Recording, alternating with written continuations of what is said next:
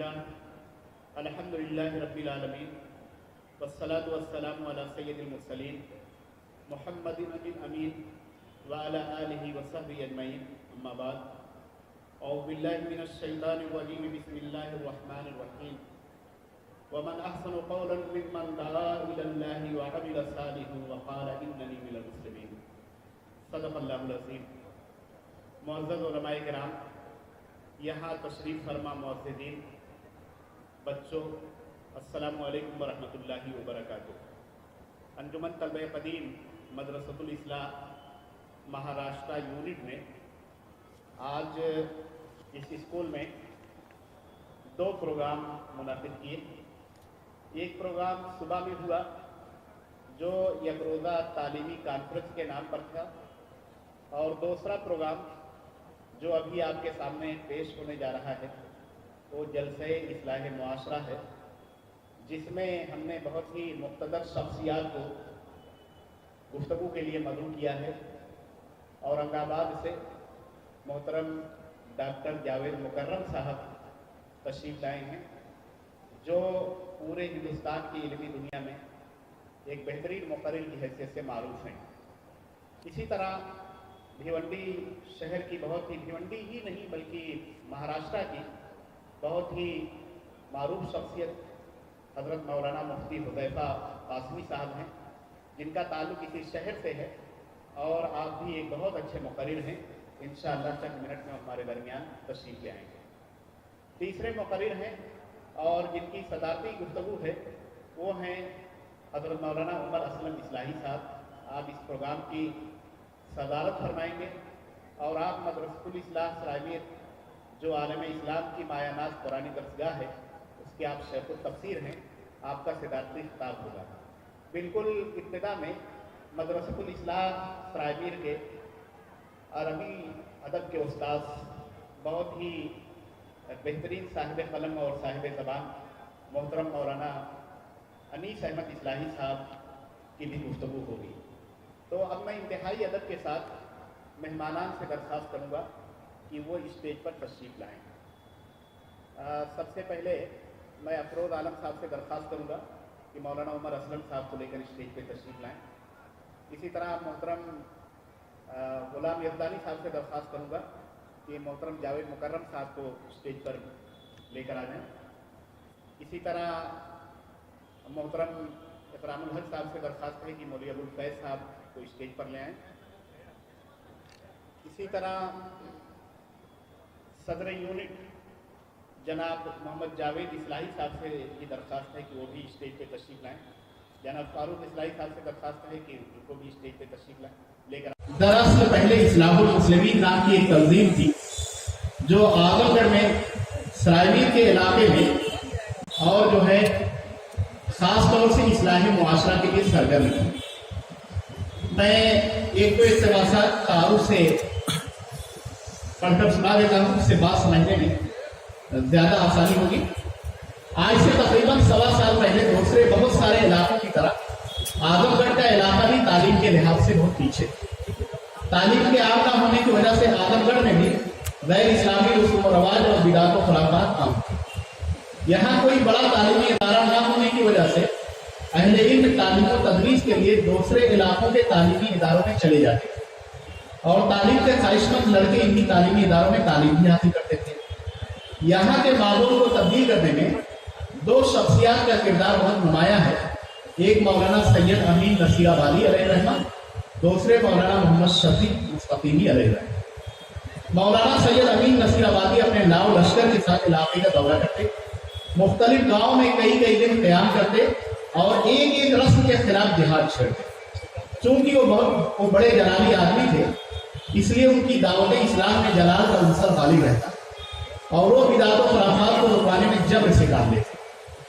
बहुत सारे लोगों ने बिदात व खुराफात से महज उनके डर की वजह से तौबा कर ली, लेकिन मौलाना मोहम्मद शफी का उसलूब दावत उनसे अक्सर मुख्तलिफ था। वो मुख्तलिफ गाँव में जाते, वाज कहते और जाहिली उसूल की शनाख्त वादे करते, वो बुरे हक की तरतीब देते और बिदात व खुराफात के नतीजे बस से आ गए। उनकी शख्सियत जमाली थी, इसलिए उनकी दावत में जमाल का अंसर गालिब था। بعد میں یہی جو انجمن اصلاح المسلمین تھی، کسی نے مدرسہ اصلاح المسلمین کے نام سے مدرسے کا قیام کیا، مدرسہ قائم کیا، جو بعد میں مدرسہ الاصلاح ہو گیا۔ بڑی خوشی کی بات ہے کہ آج سرزمین بھیونڈی میں اسی مدرسے کی طرف سے، اسی تنظیم اصلاح المسلمین کی طرف سے ایک پروگرام منعقد کیا جا رہا ہے۔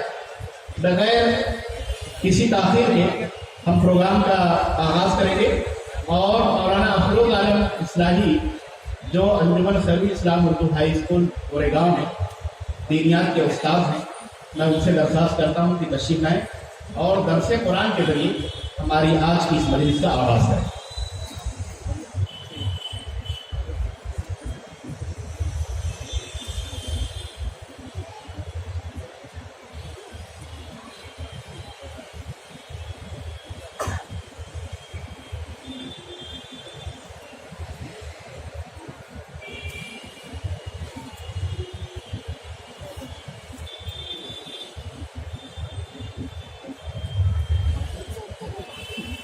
السلام علیکم ورحمۃ اللہ وبرکاتہ۔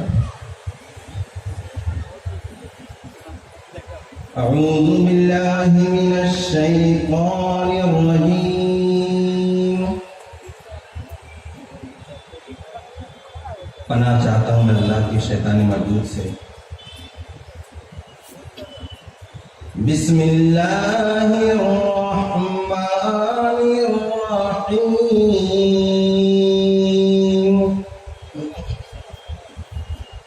شروع اللہ کے نام سے جو بڑا مہربان، انتہائی رحم فرمانے والا ہے۔ الف لام میم۔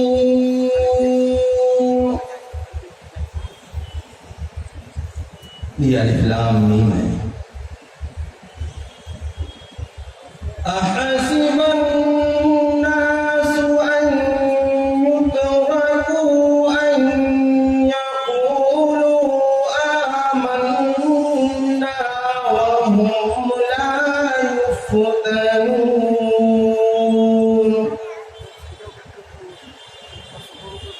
کیا لوگوں نے یہ گمان کر رکھا ہے کہ محض یہ کہہ دینے سے وہ چھوٹ جائیں گے کہ ہم ایمان لے آئے اور وہ آزمائے نہیں جائیں گے؟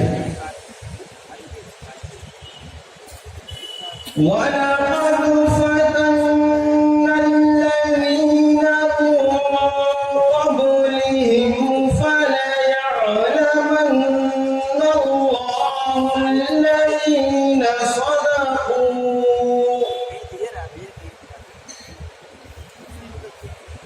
فَلَيَعْلَمَنَّ اللَّهُ الَّذِينَ صَدَقُوا وَلَيَعْلَمَنَّ الْكَاذِبِينَ۔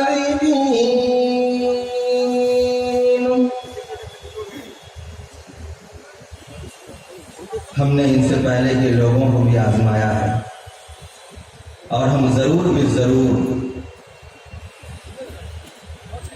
جھوٹے اور سچے میں تمیز کر دیں گے۔ ام حسب الذین یعملون السیئات ان یسبقونا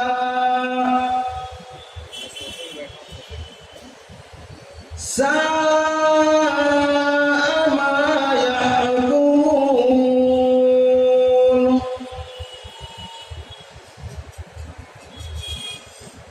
کیا جو شرارتیں کر رہے ہیں انہوں نے یہ گمان کر رکھا ہے کہ وہ ہمیں عاجز کر دیں گے؟ کتنا برا فیصلہ وہ کر رہے ہیں۔ من كان يرجو لقاء الله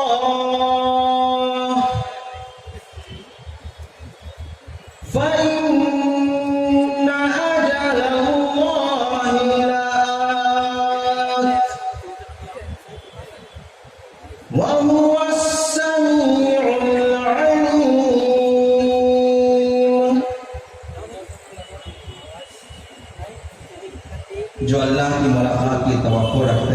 لئیے بابا سے چیک کرتا تو وہ یہ جان لے کہ اللہ کا متعین کردہ وقت آگے رہنے والا ہے. تھوڑی نہ لے گئی.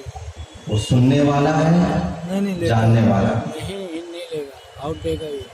وَمَن جَاهَدَ فَإِنَّمَا يُجَاهِدُ لِنَفْسِهِ کنیکشن الگ الگ ہے. إِنَّ اللَّهَ لَغَنِيٌّ عَنِ الْعَالَمِينَ.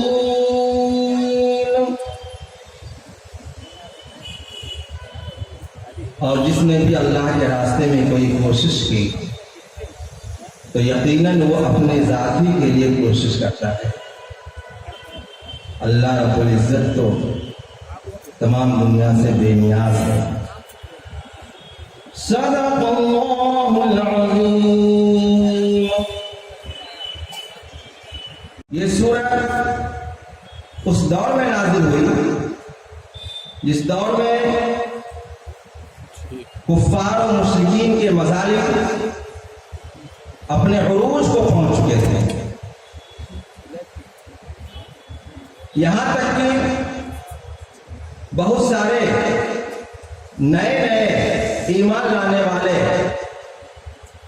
اسلام قبول کرنے والے اللہ کے رسول صلی اللہ علیہ وسلم کے پاس آ کر شکایتیں کرتے ہیں کہ یہ کیا مصیبت ہم پہ آن پڑی ہے. اگر دین اسلام سچا دین ہے، قرآن اگر اللہ کی کتاب ہے، تو اس پر ایمان لے آنے میں، اللہ کو ایک مان لینے میں، اپنے آبا و اجداد والے دین سے ہٹ کر ایک نئے دین کو قبول کر لینے میں اتنے مظالم ہم پہ کیوں ڈھائے جا رہے ہیں؟ تو اللہ رب العزت نے ان آیات کے ذریعہ ایسے لوگوں کی تسلی کا سامان کیا اور انہیں تاریخ کے حوالے سے بتایا گیا کہ یہ جو کچھ بھی ہو رہا ہے یہ محض آج کی بات نہیں ہے یا آج کے لوگوں کے ساتھ نہیں ہے. آپ دیکھیں پہلی آیت ہے الف لام میم، یہ حروف مقطعات میں سے ہے. یہ کیا ہے، ان کے معنی اور مفاہیم کیا ہے، تفسیر کے تعلق سے میں درخواست کروں گا کہ آپ مولانا امین حسن اصلاحی صاحب کی تدبر قرآن جلد اول سورہ بقرہ کی تفسیر دیکھیں. یہاں اس کا موقع نہیں کہ بحث کی جائے اس پہ. دوسری آیت ہے احسب الناس ان يتركوا ان يقولوا آمنا وهم لا يفتنون. کیا لوگوں نے یہ سوچ رکھا ہے، گمان کر رکھا ہے کہ محض یہ کہہ دینا کہ ہم اللہ پر ایمان لے آئے ہو گیا ان کا امتحان، وہ آزمائے نہیں جائیں گے؟ مطلب یہ ہوا کہ آزمائش نصیب ہوگی، آزمائے جائیں گے. یہ ایمان کا راستہ، اسلام کا راستہ کوئی آسان ڈگر نہیں ہے. یہ کوئی ایسا سایہ دار راستہ نہیں ہے جس پہ ٹھنڈے ٹھنڈے چل کر آپ جنت تک پہنچ جائیں. اس میں مشکلات آئیں گی، پریشانیاں آئیں گی، مصائب اور مسائل آئیں گے، کبھی اپنوں کی طرف سے، کبھی غیروں کی طرف سے، کبھی دشمنان اسلام کی طرف سے. اس میں کھڑا اترنا ہے. یہ اسلام کا راستہ کوئی آسان راستہ نہیں. اسی کو کسی شاعر نے بڑے اچھے انداز میں کہا تھا، یہ قدم قدم بلائے سوادے کوئی جانا، یہ قدم قدم بلائے سوادے کوئی جانا، وہ یہیں سے لوٹ جائے جسے زندگی ہو جائے. تو اس میں مشکلات آئیں گے، مسائل آئیں گے، اس پر صبر کی ضرورت ہے، اس کا ڈٹ کر مقابلہ کیا جائے گا.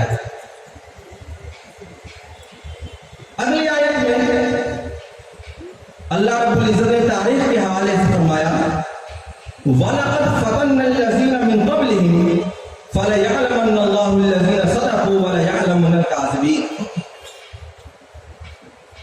کہ ہم نے آج سے پہلے کے لوگوں کو بھی آزمایا تھا، اور یہ ہماری سنت رہی ہے،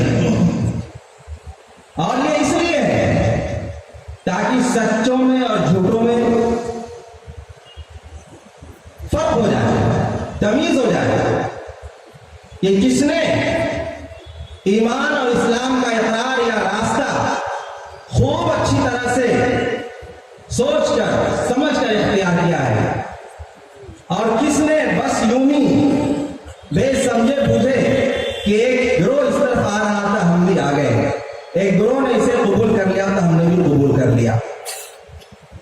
روایات میں آتا ہے کہ ایک مرتبہ کسی صحابی نے اللہ کے رسول صلی اللہ علیہ وسلم سے شکایت کی کہ اللہ کے رسول صلی اللہ علیہ وسلم ہم پر بڑے مظالم آ رہے ہیں، ڈھائے جا رہے ہیں۔ آپ حضرت صہیب رومی کے واقعہ کو پڑھیے، حضرت خباب بن ارد کے واقعہ کو پڑھیے، حضرت یاسر کے واقعہ کو پڑھیے، حضرت سمیہ کے واقعہ کو پڑھیے۔ یہ واقعات یہ بتانے کے لیے کافی ہوں گے کہ کیسے کیسے مظالم آئے۔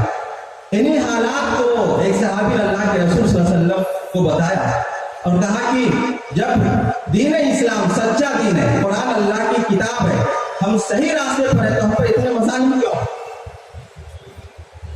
تو اللہ کے رسول صلی اللہ علیہ وسلم نے فرمایا کہ تم سے پہلے کی امتیں ایسی گزری جن پر حالات بڑے سخت آئے، اس سے بھی زیادہ سخت حالات آئے۔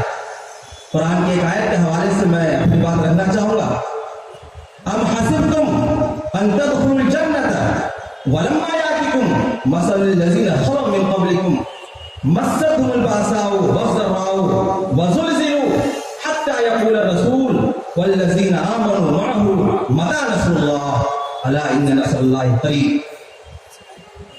کیا تم نے یہ گمان کر رکھا ہے کہ تم کو جنت کا پروانہ یوں ہی مل جائے گا؟ حالانکہ ابھی تمہارے اوپر ان جیسے لوگوں کے حالات نہیں آئے جو تم سے پہلے گزر چکے ہیں۔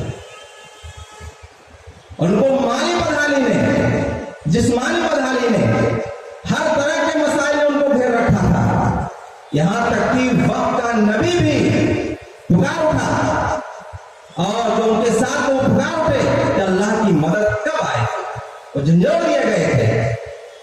جب اس طرح کے حالات آتے ہیں اور حالات کا مردانہ وار مقابلہ کیا جاتا ہے، تب اللہ کی مدد کی ندا آتی ہے اور کہا جاتا ہے الا ان نصر اللہ قریب، آگاہ ہو جاؤ، قریب ہے کہ اللہ کی مدد آ جائے، ذرا اور حالات کا مقابلہ کرو۔